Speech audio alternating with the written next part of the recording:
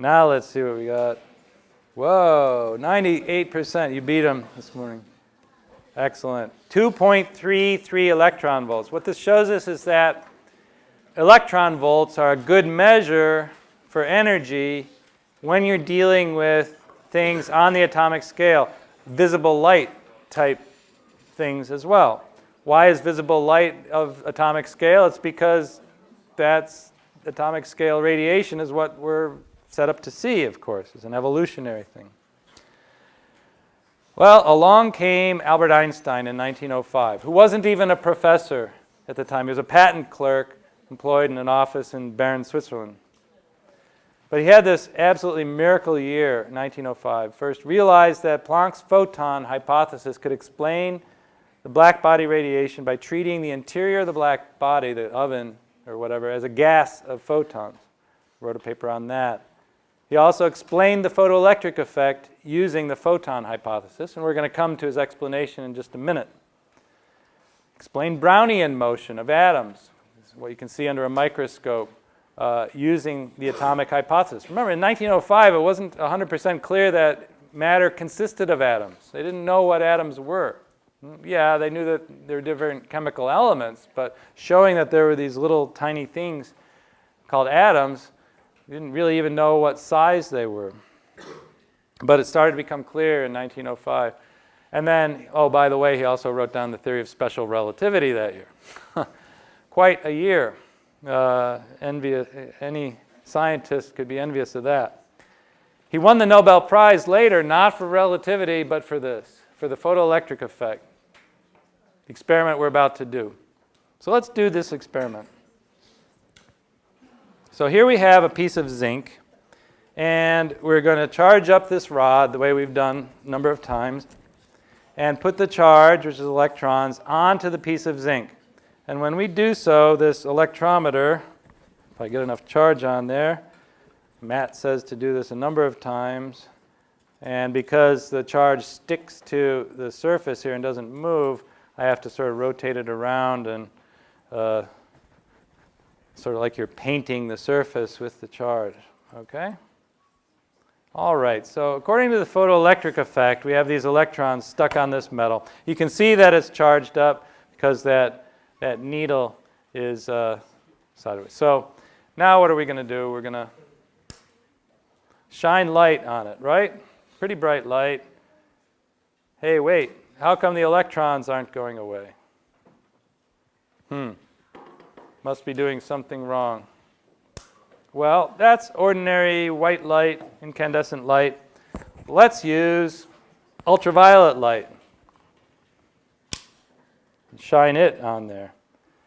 And within just a few seconds here, we can clean off all those electrons. Went away right away. That's a clear demonstration that there is a cutoff frequency. There's not enough. There's maybe some ultraviolet light coming out of this incandescent light bulb, but that's a lot of ultraviolet light hitting it, and it was able to get rid of all the electrons on there, and then I'm grounded so I can get rid of the rest.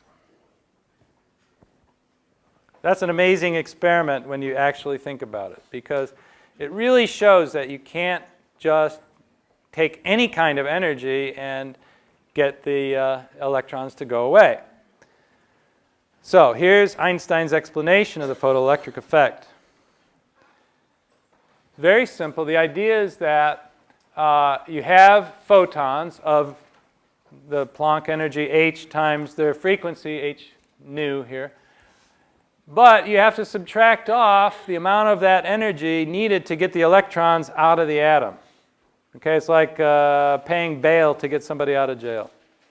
You need enough money to give them to get them out. In fact, if you think about electron volts in terms of dollars, it makes a lot more sense than you hear electron volts. Oh, that's complicated physics stuff. Oh, I don't know how to do.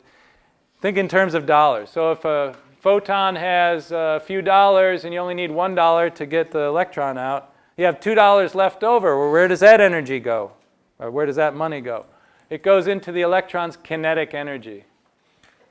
And the kinetic energy is equal to E, the charge on the electron, times the stopping potential V.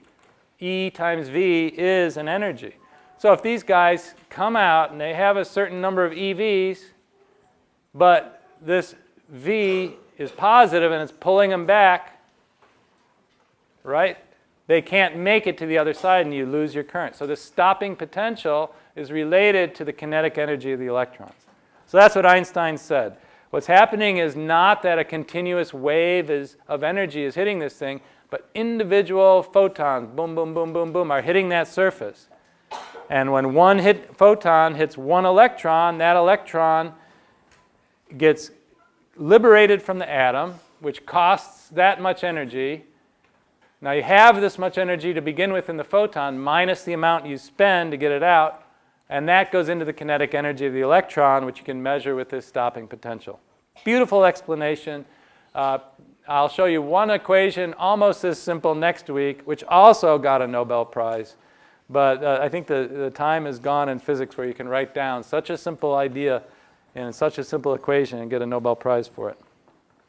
So anyway, that is the explanation of the photoelectric effect. And really a beautiful thing. So let's do a clicker question on that, see if we've grasped this. So a certain metal has a work function, that's the amount you have to pay to get the electrons out, of 1.3 eV. That's phi. In a photoelectric effect experiment, ultraviolet photons of wavelength 310 nanometers, conveniently chosen to be a factor of even multiple from 1240, shine on the surface of the metal. The stopping potential is what? So first job, figure out the energy of the photons, h times nu. That's hc over lambda, or 1240 eV nanometers divided by lambda.